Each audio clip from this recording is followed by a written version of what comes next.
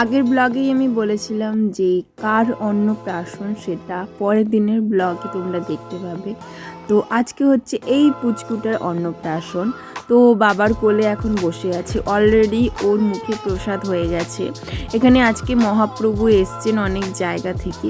এই যে পুচকু খালি ঘুরবে, কখনোই এক জায়গায় বসে থাকবে না। এটা হচ্ছে আমার এক জেঠিমার নাতির অন্নপ্রাশন। এই যে সামনে দাঁড়িয়ে আছে এটাই হচ্ছে আমার জেঠিমা।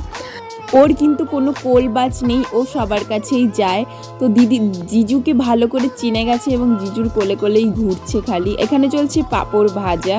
আর এই হচ্ছে রানী, যার বার্থডের ব্লগ আমার চ্যানেলে অলরেডি দেওয়া আছে। এই পুচকু কোনো মতেই জামা পরবে না, সব জামার বোতাম খুলে দিচ্ছে। বাড়ির উঠোনে যেহেতু প্যান্ডেল হয়েছিল, আমরা মোটামুটি 2টোর মধ্যে খাওয়া দাওয়া শেষ করে নিয়েছি। আজকের ব্লগটা তোমাদের কেমন লাগলো সেটা কিন্তু কমেন্টে অবশ্যই জানিও। তো টাটা।